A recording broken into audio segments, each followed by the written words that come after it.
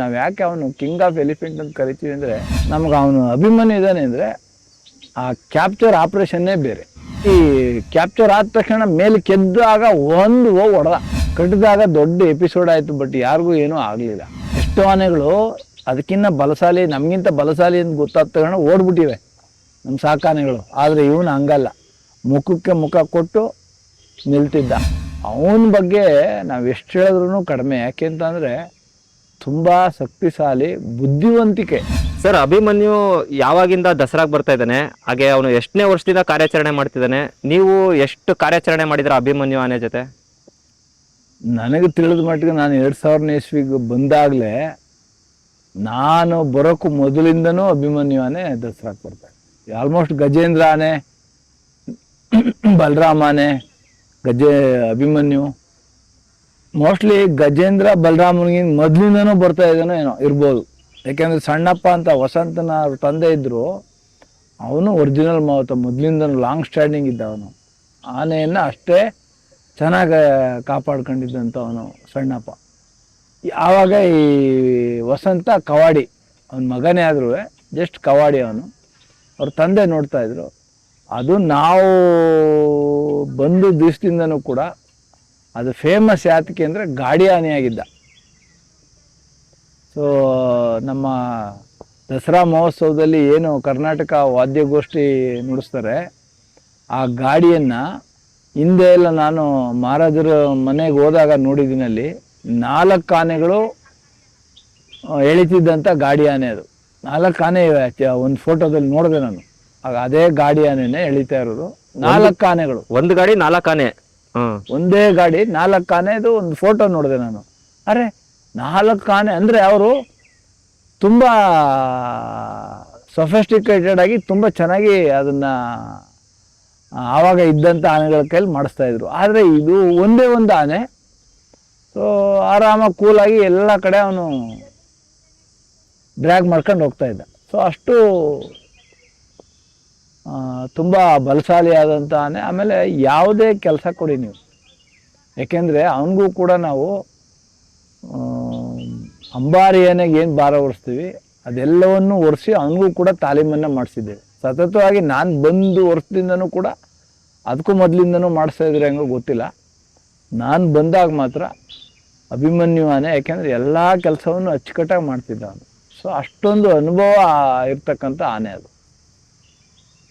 ಅವನ ಬಗ್ಗೆ ನಾವು ಎಷ್ಟು ಹೇಳಿದ್ರೂ ಕಡಿಮೆ. ಯಾಕೆಂತಂದರೆ ತುಂಬ ಶಕ್ತಿಶಾಲಿ, ಬುದ್ಧಿವಂತಿಕೆ. ಎಕ್ಸ್ಪೆಷಲಿ ನಾವು ಎಲಿಫೆಂಟ್ ಕ್ಯಾಪ್ಚರಲ್ಲಿ ನಾವು ಯಾಕೆ ಅವನು ಕಿಂಗ್ ಆಫ್ ಎಲಿಫೆಂಟ್ ಅಂತ ಕರಿತೀವಿ ಅಂದರೆ, ಅಷ್ಟೇ ನಾಜೂಕಾಗಿ ಕೆಲಸ ಮಾಡ್ತಾನೆ.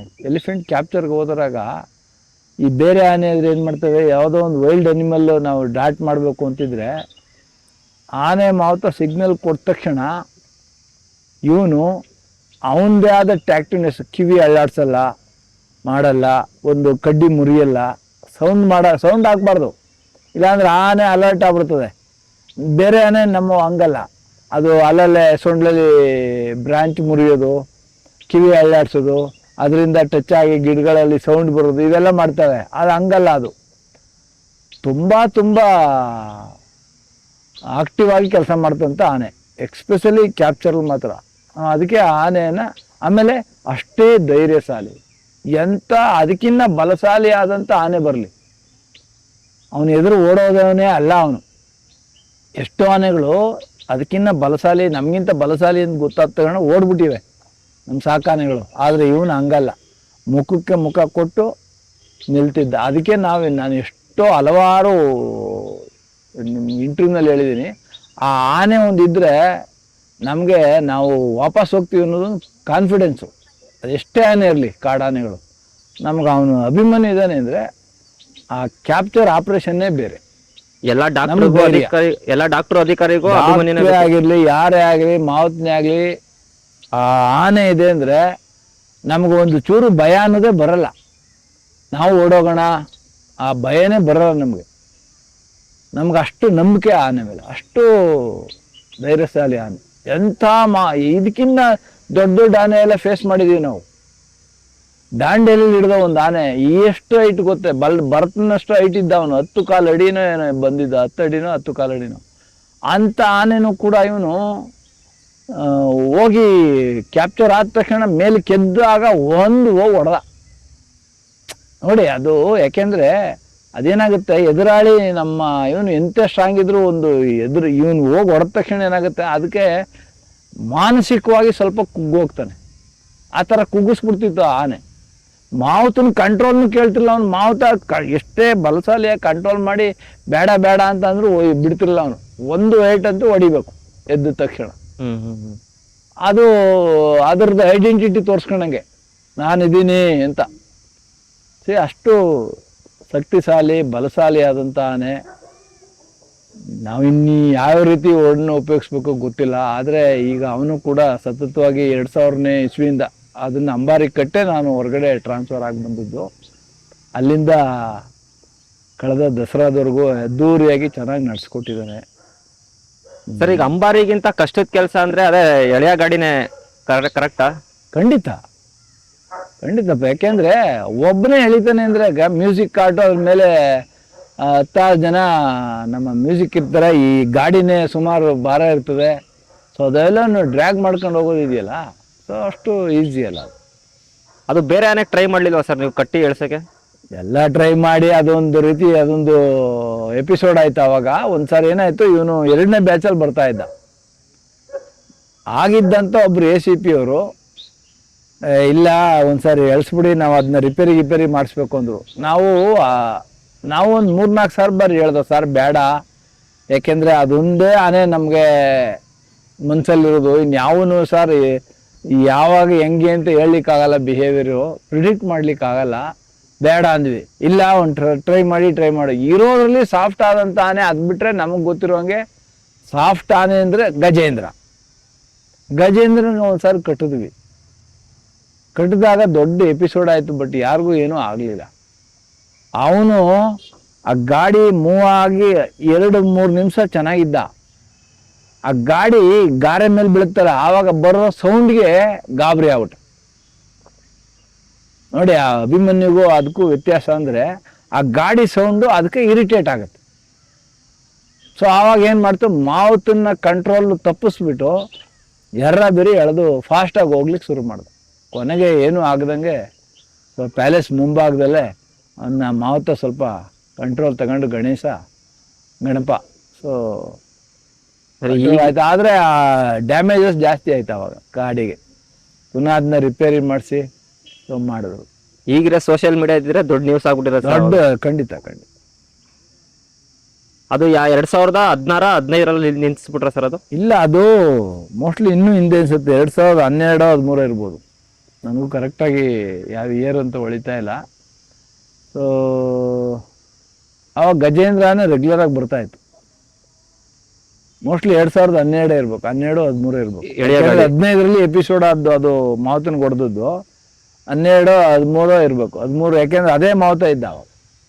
ಅಲ್ಲಲ್ಲ, ನಾನು ಇದು ಎಳೆಯ ಗಾಡಿನ ಅಭಿಮನ್ಯು ಲಾಸ್ಟ್ ಎಳೆದಿದ್ದು 2015 ಇಲ್ಲ 16. ಅದು ಯಾಕೆಂದ್ರೆ ಯಾಕೆ ಲಾಸ್ಟ್ ನಿಲ್ಸಿದ್ವಿ ಅಂತ ಅಂದ್ರೆ, ಆಮೇಲೆ ಅದು ಗಜೇಂದ್ರ ಆನೆ ಇದು ಡ್ಯಾಮೇಜ್ ಮಾಡಿ ನೆಕ್ಸ್ಟ್ ಅದನ್ನ ಬೇರೆ ಆನೆ ನಿಲ್ಸ್ಬಿಟ್ಟು ಇದಕ್ಕೆ ಎಳಿಸ್ತಾ ಇದ್ದು. ನಂತರದಲ್ಲಿ ಏನಾಯ್ತು, ಸ್ವಲ್ಪ ಬಾಡಿ ಅಡ್ಡಡ್ಡ ಸ್ವಲ್ಪ ಬಂದಾಗ ಏನಾಗ್ತು, ಆ ಆನೆ ಪಕ್ಕದಲ್ಲಿ ಬರ್ತಿದ್ದಂಥ 2 ಕಂಬಿಗಳು ಉಜ್ಜಿ ಸ್ವಲ್ಪ ಗಾಯ ಆಗಿತ್ತು. ಆ ಗಾಯ ಆದ ಇನ್ಸಿಡೆನ್ಸ್ನಲ್ಲಿ ಏನು ಮಾಡಿದ್ವಿ, ಅದನ್ನ ಶೇಪ ಸ್ವಲ್ಪ ಬದಲಾಯಿಸಿ, ಇಲ್ಲಾಂದ್ರೆ ಗಾಯ ಆಗುತ್ತೆ ಅಂತ ಹೇಳಿದಾಗ ಆ ವರ್ಷ ಮಾಡಿಸ್ಲಿಕ್ಕೆ ಆಗಲಿಲ್ಲ ಅಂತೇಳಿ ನಿಲ್ಲಿಸಿದ್ರು.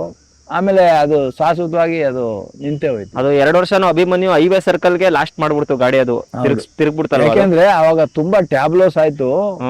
ಲೆಂತ್ ಪ್ರೋಸೆಸ್ ನಲ್ಲಿ ಏನಾಗ್ತದೆ ಅಂದ್ರೆ, ಟ್ಯಾಬ್ಲೋಸ್ ಮುಂದೆ ಹೋದಾಗ ಏನು ಅಲ್ಲೆಲ್ಲೂ ಟರ್ನ್ ಮಾಡ್ಲಿಕ್ಕೆ ಜಾಗ ಇಲ್ಲ. ಸೊ ಹಂಗಾಗಿ ಅವನಿಗೆ ಹೈವೇ ಸರ್ಕಲ್ಲೇ ಲಾಸ್ಟ್ ಮಾಡಿ ಅಲ್ಲಿಂದ ಟರ್ನ್ ಮಾಡೋದು ಈಸಿ ಅಂತೇಳಿ ಹಂಗೆ ಮಾಡೋದು ಅಷ್ಟೇ ಹೊರತು, ಅವನು ಎಲ್ಲಿ ಗಂಟು ಬೇಕಾ ಬೆಂಗಳೂರಿಗೆ ತಗೊಂಡು ಹೋಗೋದ್ರು ತಗೊಂಡು ಹೋಗ್ತಾನೆ ಅವನು. ಸೊ ಅಂತ ಆನೆ ಅದು. ಸತತವಾಗಿ ಬ್ಯಾಂಡ್ ಗಾಡಿ ಎಳಿತಿತ್ತು. 2010ರಿಂದ ಮತ್ತೆ ಅಂಬಾರಿ ಕೂಡ ಸ್ಟಾರ್ಟ್ ಮಾಡ್ಕೊಂಡ್ಬಿಡ್ತದು, ಶ್ರೀರಂಗಪಟ್ಟಣ ದಸರಾ ಅಂಬಾರಿ. ಅದು ಮೊದಲು ಇರಲಿಲ್ಲ ಶ್ರೀರಂಗಪಟ್ಟಣ. 2010-11ರಿಂದ ಶುರುವಾಯಿತು. ಶುರುವಾದಾಗ ನಮಗೆ ಆವಾಗ ಫಸ್ಟು ಹೊಡೆದದ್ದೇ ಇದು ಅಭಿಮನ್ಯು. ಯಾಕೆಂದ್ರೆ ಅವನಿಗೆ ಆಲ್ರೆಡಿ ಭಾರ ಹೊತ್ತು ಅಭ್ಯಾಸ ಮಾಡ್ತಿದ್ವಿ ನಾವು.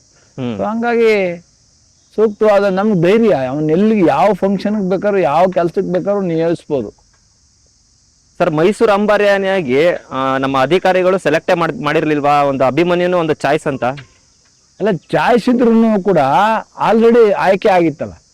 ಅದೇ ಆಯ್ಕೆ ಆಗಿತ್ತು. ಕೆಲವ್ರು ಹೇಳೋ ಪ್ರಕಾರ ರೌಡಿ ರಂಗ ಇದ್ದ, ದ್ರೋಣ ಇದ್ದ, ಜೂನಿಯರ್ ದ್ರೋಣ ಅಂತ ಇತ್ತು ಅಲ್ಲ, ಅದಿತ್ತು. ಆದ್ರೆ ಅಭಿಮನ್ಯು ಒಂಥರ ಲಾಸ್ಟ್ ಅಲ್ಲೇ ಇತ್ತು. ಅದೆರಡು ಮೊದಲನೇ ಚಾಯ್ಸ್ ಆಗಿತ್ತು ಅಂತ ಹೇಳ್ತಾರೆ. ಅಭಿಮನ್ಯು ಮೊದ್ಲಿಂದ ಬರ್ತಿದ್ದ. ದ್ರೋಣ ಟು ನಾವೇ ಕ್ಯಾಪ್ಚರ್ ಮಾಡಿದಂಥದ್ದು. ಸ್ಟಾರ್ಟ್ ಎರಡನೇ ಲೈನ್ ಆಫ್ ಎಲಿಫೆಂಟ್ಸ್ ಅಂತೇಳಿ ಸೆಲೆಕ್ಟ್ ಮಾಡಿದ್ದ ಅವಾಗ ನಾವು ಒಂದಷ್ಟು. ಸೊ ಧನಂಜಯ, ಅದು ಇನ್ನೊಂದು 2-3 ಆನೆ, ಗೋಪಾಲ್ ಕೃಷ್ಣ,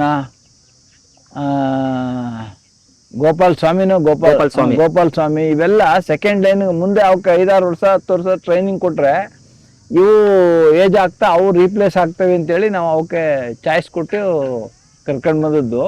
ದ್ರೋಣ ಆಲ್ರೆಡಿ ಒಂದು 2 ಸಾರಿನೋ 3 ಸಾರಿನೋ ಬಂತು ಅಷ್ಟೇ, 2-3 ವರ್ಷ ಅಷ್ಟೊತ್ತಿಗೆ. ಸೊ ಕ್ಯಾಂಪಲ್ಲಿ ಡೆತ್ ಆಯ್ತು. ಅಂದ್ರೆ ಅಭಿಮನ್ಯುನೇ ಅರ್ಜುನ್ ಆದ್ಮೇಲೆ ಫಸ್ಟ್ ಚಾಯ್ಸ್ ಇದ್ದಿದ್ದು ಅಂಬಾರಿಗೆ. ಅದು ನಮ್ಮ ಮನ್ಸಲ್ಲಿ ಮೊದ್ಲಿಂದನೂ ಇದ್ದಿದ್ದು. ಅರ್ಜುನ ಆದ ತಕ್ಷಣ ಅಭಿಮನ್ಯುಗೆ ಇದ್ದದ್ದು. ಅಂದ್ರೆ ಸ್ವಲ್ಪ ಜನ ಅವನು ಆಲ್ರೆಡಿ ಲೆಕ್ಕ ಹಾಕಿ 1995-96ರಿಂದಲೇ ಬರ್ತಾ ಇದ್ದಾನೆ ಅಂದ್ರೆ ಎಷ್ಟು ವರ್ಷ ಅನುಭವ ಆಯ್ತು ಅವನಿಗೆ? ಅದೇ 25 ಮೇಲೆ ಇದೆ. 20 years, more than 20 years service ಇರುವಾಗ ನಾವು ಅವನ್ನ ಆಯ್ಕೆ ಮಾಡ್ಬೇಕು. ಯಾಕೆಂದ್ರೆ ಇಲ್ಲಿ ವಾತಾವರಣ ಪ್ರತಿಯೊಂದು ಎಲ್ಲಾ ತರದಕ್ಕೂ ಒಗ್ಗೋಗ್ಬಿಟ್ಟಿದೆ. ನಾನು ರೌಡಿ ರಂಗನೂ ಚಾಯ್ಸ್ ಇತ್ತು ಅಂಬಾರಿಗೆ ಅಂತ ಹೇಳ್ತಾರೆ. ಅದು ಇತ್ತು, ಬಟ್ ಅದೇನೋ ಅಲ್ಲಿ ಒಂದು ಆಕ್ಸಿಡೆಂಟ್ ಆಗಿ ಒಂದು ಬಸ್ಸು ಯಾವುದೋ ಒಂದು ಇದಾಗಿ ಅದು ಚಾಯ್ಸ್ ಇತ್ತು. ಆ ವರ್ಷ ಸೆಲೆಕ್ಷನ್ ಮಾಡಿ ಆಯ್ಕೆ ಮಾಡಿದ್ವಿ, ಅಷ್ಟರೊಳಗೆ ಇನ್ಸಿಡೆನ್ಸ್ ಆಗುತ್ತೆ. ಅದು ಒಳ್ಳೆ ಹೈಟ್ ಇತ್ತು. ಈಗ ಅಭಿಮನ್ಯು ದಸರಾ ಪಾರ್ಟ್ ಆದ್ರೆ, ಈಗ ನೀವು ಕಾರ್ಯಾಚರಣೆಗೆ ಹೋದಾಗ ದಸರಾಗಿದ್ದಾಗ ಫುಲ್ ಸೈಲೆಂಟ್ ಆಗಿರ್ತಾರೆ ನೋಡಕ್ಕೆ. ಈಗ ಕಾರ್ಯಾಚರಣೆಗೆ ಹೋದ್ರೆ ಅದೇ ಒಂಥರ ರಗಡ್ ಅನ್ಬೋದು, ಒಂಥರ ಫೈಟಿಂಗ್ ಸ್ಪಿರಿಟ್ ಇರ್ತದೆ. ಯಾವ ರೀತಿ ಅದು ಅಗ್ರೆಸಿವ್ನೆಸ್ ತೋರಿಸ್ತದೆ? ನಾನು ನಿಮ್ಗೆ ಆಗ್ಲೇ ಹೇಳದ್ನಲ್ಲ, ಅದೇನು ಅಗ್ರೆಸಿವ್ನೆಸ್ ಅಂತ ಅಂದ್ರೆ, ಅವನಿಗಿಂತ ಎಷ್ಟೇ ಬಲಶಾಲಿ ಆಗಿರ್ಲಿ ಎದುರಂತೂ ಹೋಯ್ತಿರ್ಲಿಲ್ಲ. ಫೇಸ್ ಮುಖಕ್ಕೆ ಮುಖ ಕೊಟ್ಟು ನಿಲ್ತಿದ್ದ ಅವನು.